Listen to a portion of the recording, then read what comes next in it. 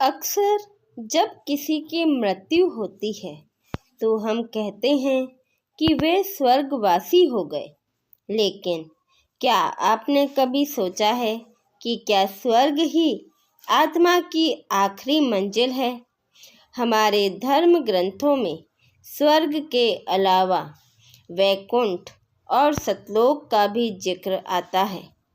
आज के एपिसोड 9 में हम गहराई से समझेंगे स्वर्ग, वैकुंठ और सतलोक में क्या अंतर है और क्यों स्वर्ग वह फाइनल डेस्टिनेशन नहीं है जिसे हम ढूंढ रहे हैं। जब भी हम धर्म या भक्ति की बात करते हैं तो सबसे पहले एक शब्द सुनाई देता है, स्वर्ग। लोग कहते हैं अच्छे कर्म करो स्वर्ग मिलेगा, लेकिन क्या स्वर्ग ही जीवन का अंतिम लक्ष्य है? अगर स्वर्ग ही अंतिम स्थान होता तो फिर वेद, गीता और संत सतलोक की बात क्यों करते? स्वर्ग लोक को सुख भोग का स्थान कहा गया है। शास्त्रों के अनुसार स्वर्ग में सुंदर देह, लंबी आयु, ऐश्वर्य, भोग विलास मिलते हैं।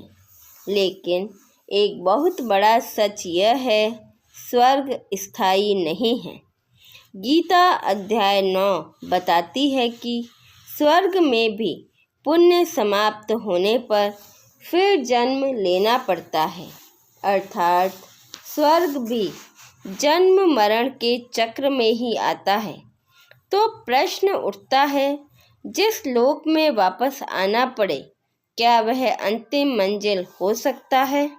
स्वर्ग को आप एक लग्जरी होटल की तरह समझ सकते हैं, जहां आप अपने अच्छे कर्मों का फल भोगने के लिए जाते हैं। लेकिन यहाँ एक शर्त है, जैसे ही आपके पुण्यों का बैलेंस खत्म होता है, आपको वापस मृत्यु लोक यानी पृथ्वी पर जन्म लेना पड़ता है। गीता में भी यही कहा गया है, क्षणे पुण्य मृत्यु लोकम विशांति, यानी पुण्य खत्म होते ही वापस लौटकर आना होगा। इसलिए स्वर्ग अस्थायी है। अब आते हैं वैकुंठ पर। यह भगवान विष्णु का निवास स्थान है। स्वर्ग की तुलना में यह कहीं अधिक श्रेष्ठ और दिव्य है। यहाँ जाने वाली आत्माएं जन्म मरण के चक्र से लंबे समय के लिए छूट जाती हैं और ईश्वर की भक्ति में लीन रहती हैं। किंतु आध्यात्मिक रहस्यों के अनुसार महाप्रलय के समय जब ब्रह्मांड का विनाश होता है, तब वैकुंठ भी प्रभावित होता है। यानी यह भी परम मोक्ष की वह स्थिति नहीं जहाँ से कभी वापस ना आना पड़े। अब बात करते हैं सतलोक, जिसे सचखंड भी कहा जाता है। वह फाइनल डेस्टिनेशन है जिसे कबीर साहिब और कई संतों ने अविनाशी लोक कहा है। यह स्थायी है। सतलोक कभी नष्ट नहीं होता। यहाँ ना जन्म है, ना बुढ़ापा और ना ही मृत्यु। यहाँ आत्मा अपने असली पिता यानी सुप्रीम गॉड परम अक्षर ब्रह्म से मिलती है। एक बार सतलोक पहुँचने के बाद आत्मा कभी वापस लौटकर इस दुखों की दुनिया में नहीं आती। यही आत्मा का असली घर है। सतलोक को सत्यलोक, अमरलोक, शाश्वत लोक कहा गया है।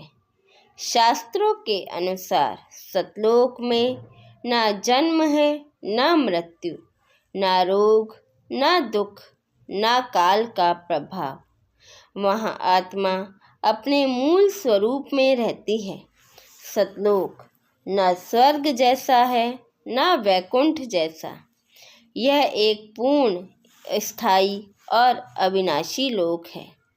अब सरल शब्दों में तुलना समझिए। स्वर्ग जहाँ जो पुण्य से मिलता है, अस्थायी है, भोग प्रधान है और जहाँ पर वापस जन्म लेना पड़ता है। वैकुंठ उच्च साधना से मिलता है, दीर्घकालिक है, शांत और दिव्य है, फिर भी काल के अंतर्गत है। और फिर आता है सतलोक, केवल सच्ची भक्ति से मिलता है, पूर्णतः स्थायी है, अमर जीवन है और जन्म मरण सदा के लिए समाप्त हो जाता है। इसलिए शास्त्र कहते हैं स्वर्ग और वैकुंठ अंतिम लक्ष्य नहीं है। अब सबसे बड़ा प्रश्न, सुप्रीम गॉड कहाँ निवास करता है? शास्त्र बताते हैं कि सुप्रीम गॉड काल के अधीन नहीं है, इसलिए उनका लोक भी काल से परे होना चाहिए और वही लोक है सतलोक। सुप्रीम गॉड स्वयं वहीं निवास करते हैं और आत्माओं का मूल स्थान भी वही है। इसी सत्य को संत रामपाल जी महाराज वेद, गीता और पुराणों के शास्त्र प्रमाणों सहित सरल भाषा से समझाते हैं। तो लोग स्वर्ग को फाइनल डेस्टिनेशन क्यों समझते हैं? सिर्फ जानकारी के अभाव में। स्वर्ग एक छोटा पड़ाव है, जबकि सतलोक हमारी मंजिल है। हम एक ऐसी यात्रा पर हैं जहां हमें केवल सुख नहीं बल्कि अमरता खोजनी है।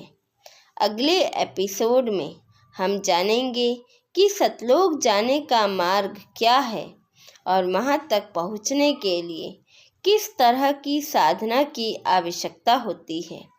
जुड़े रहिए हमारे साथ। हमारे साथ बने रहने के लिए धन्यवाद। सत साहिब।